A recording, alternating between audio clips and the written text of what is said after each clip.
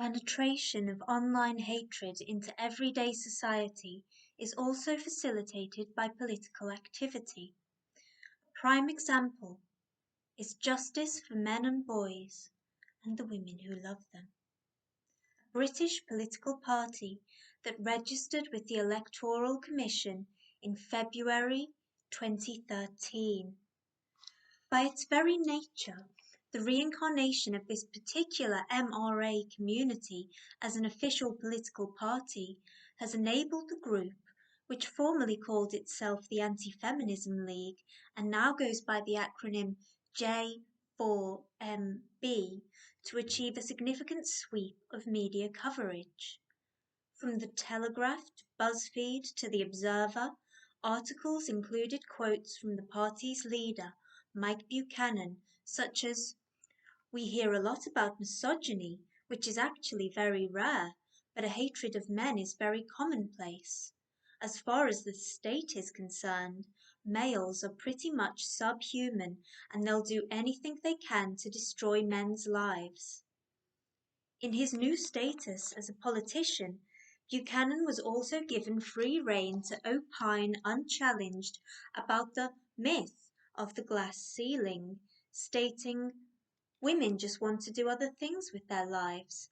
They're less driven and have less to gain from getting to the top of their professions, so they naturally don't put in the effort that a man would." Although much of the coverage was critical, the very fact that such quotes appeared in the national press in the context of a political leader running for office helps to provide MRA ideology with a sense of legitimacy and acceptability, whilst also serving as a gateway for potentially susceptible converts who might go on to access some of the movement's more extreme online spaces as a result. The impact can be subtle. One newspaper article, for example, described Buchanan as the author of 3 books, lending him an air of academic credibility, but failed to mention the fact that said books had been self-published, one of them being an anti-feminist tome featuring a picture of a snarling vampire woman with bloodshot eyes on the front cover, which at the time of writing sits at number 602,916 in the Amazon charts.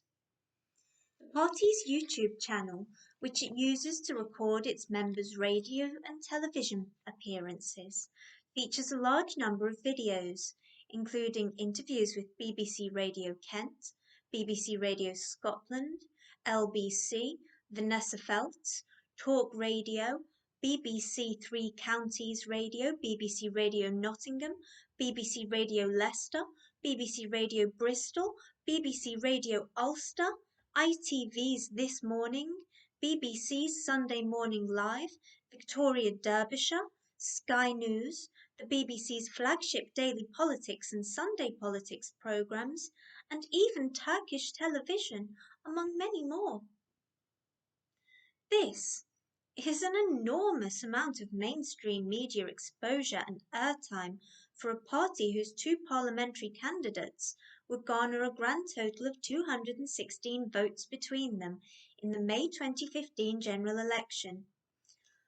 A party whose website continues to promote articles such as 13 reasons women lie about being raped and 10 reasons false rape allegations are common. Party whose election manifesto called for scrapping many of the elements of the 2010 Equality Act and suggested that women are as physically aggressive as men, if not more so, in intimate relationships. Large sections of the manifesto were reproduced without criticism in national articles, a prominence certainly not afforded to other similarly sized political outfits. Here we see another part of the problem becoming clear. MRAs capitalise on the media's thirst for controversy. In 2018, as I began to research this book, becoming a near constant lurker on the platforms on which men fantasize about violently raping women, discuss the best ways to trick and force them into sex, bitterly rail against their right to vote or have abortions, I stumbled across a video advertising an up-and-coming MRA conference, Messages for Men 2018. The video caught my eye, primarily because it featured images of me. It seemed to the organisers that the best way to advertise this conference about conveying positive messages for men was to use video images of high-profile feminists, most of them crudely photoshopped to include devilish red eyes or horns. Naturally, it seemed only fair to attend, given the lengths to which they had gone to make me feel included, so I purchased a ticket online. The event sounded right up Alex's street, so I booked my ticket in his name, in case mine rang any alarm bells, and immediately received several messages about the top-secret location for the conference, which could only be revealed after midnight the day before the event, due to concerns about the potential disruption that might otherwise be caused by angry feminist protesters. On the morning of the event, the long-awaited email with the details of the secret conference venue arrived.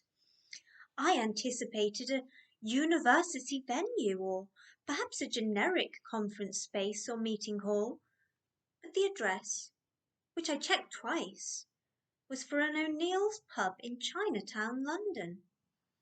The email delicately described it as an entertainment venue. Quick Google of the pub website revealed that they don't particularly host events, but helpfully offer to reserve a space in the pub for people wanting to arrange drinks after work. This gave some idea about the real scale of an event that had rather grandiosely been referred to online as a major conference hosting academics, activists and authors, with MRAs encouraged to snap up tickets before the event sold out. Nevertheless, I set off for Chinatown. As I approached the venue, I saw a long line of people queuing eagerly ahead. An impressive turnout. But when I got a little closer, I realized they were waiting to get into a popular Chinese dessert shop selling buns and pastries. Just beyond the queue, the entrance to O'Neill's was quiet, and the pub inside was trading as usual.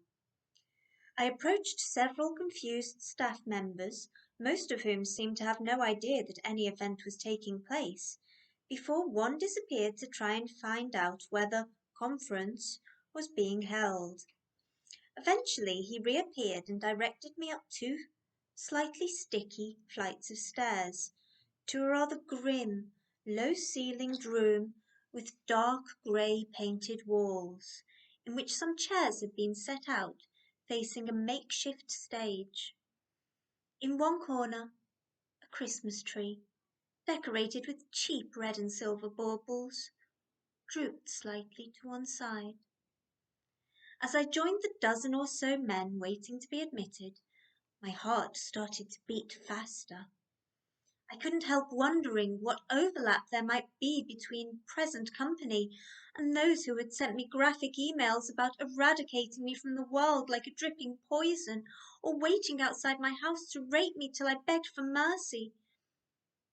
I slipped quietly into a seat at the back of the room, sure that at any moment an angry hand would clamp down on my shoulder, or a shout of recognition would ring out. Keeping my head down and allowing my hair to swing forward, partially shielding my face, seemed to work. After waiting a few moments for my heart rate to stabilize, I raised my eyes to take in my surroundings. A bar stretched most of the length of the room, and many of the assembled men were ordering drinks and greeting acquaintances. There were perhaps 60 men milling around.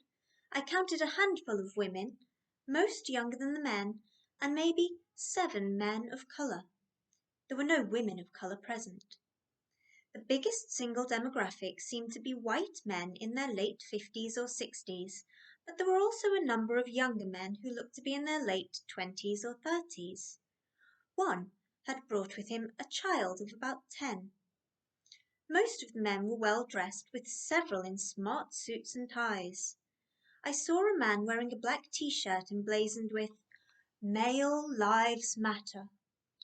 Another wore the slogan, "This is what a gender equality activist looks like."